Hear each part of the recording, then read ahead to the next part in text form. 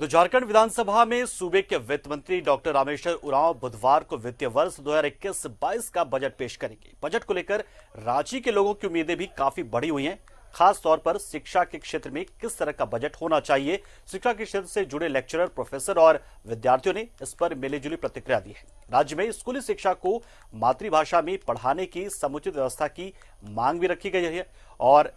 रोजगार से युवाओं को कितना जोड़ने पर और उन्हें कितना रोजगार मिलेगा, इसको लेकर बहुत सारी मांगे रखी गई है। नहीं, मेरे ख्याल से जो बजट आ रहा है उसमें मूल रूप से जितने भी प्रारंभिक शिक्षा, प्राथमिक शिक्षा है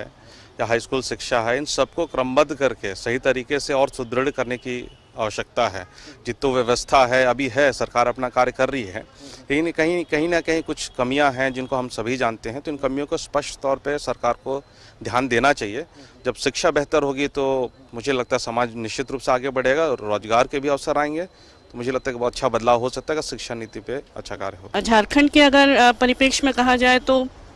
यहाँ पर जो लोकल लैंग्वेजेस हैं, जो ट्राइबल लैंग्वेजेस हैं, उनकी पढ़ाई प्राथमिक स्कूलों में शुरू की जाए, जिससे कि बच्चे और भी ज़्यादा आकर्षित हो, अपनी भाषा में वो लोग पढ़ाई कर सकें और धीरे धीरे करके उच्च शिक्षा में भी वो लोग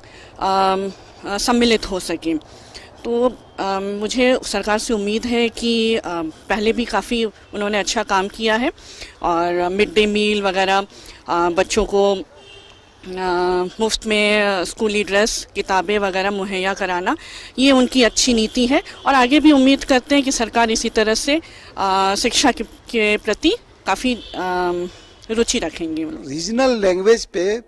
जो नर्सरी से लेके क्लास 3 की क्लासेज हैं वो कंपलसरी कराएं, जिससे बच्चे जो हैं, ट्राइबल बच्चों के साथ सबसे बड़ा प्रॉब्लम है कि घर में वो ट्राइबल अपनी भाषा बोलते हैं, जब बाहर निकलते हैं तो सदरी भाषा बोलते हैं, जब स्कूल में जाते हैं तो उनको अंग्रेजी और हिंदी में सीखना पड़ता है, तो पूरे तरीके से कंफ्यूज हो जाते हैं और उनका पढ़ने के प्रति जो इंटरेस्ट है वो घट जाता है। यही सबसे बड़ा रीज़न है ड्रॉप आउट का। तो हमको कम्युनिकेशन दे दिए, सब कुछ कर दिए, लेकिन जब तक शिक्षा नहीं बढ़ेगी तब तक इंक्लूसिव ग्रोथ कभी नहीं हो सकता, ये मेरा मानना है। तो मैं यही आशा करता हूँ कि जो सरकार है उन गरीब लोगों के लिए सोचेगी और एक ऐसा शिक्षा नीति लाए जो कि सर्वांगीण विकास हो, समावेशी विकास हो।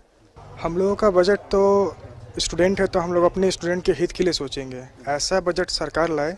जिससे जितने भी विद्यार्थी हों, चाहे वो शहरी क्षेत्र के हो चाहे वो ग्रामीण क्षेत्र के हों,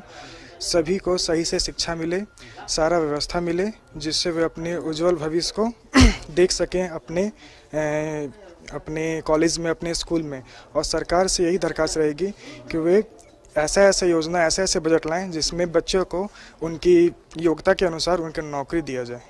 क्योंकि नौकरी रहेगी तो उनके घर खुशहाल रहेंगे, घर खुशहाल रहेंगे तो हमारा देश खुशहाल रहेगा और उन्नति की ओर हम लोग सब आगे बढ़ सकते हैं। इसके राज्य सरकार से तो हमें आशा है कि युवा के लिए रोजगार, जैसे हम लोग जैसे युवा हैं जो भटक रहे हैं, पढ़े लिखे हैं, पीएचडी किए हुए हैं, पीएचडी कर रहे हैं, तो हम लोग चाहेंगे कि ज़्यादा से ज़्यादा रोजगार आए। शिक्षा के क्षेत्र में जो एग्जामिनेशन फीस ये सब जो इतना बढ़ रही है, क्योंकि कोरोना काल में बहुत सारा रोजगार व्यापारी लोग का जो गार्जियन है उनके उतनी अच्छी स्थिति नहीं है, तो सरकार को फीस पे भी कम करने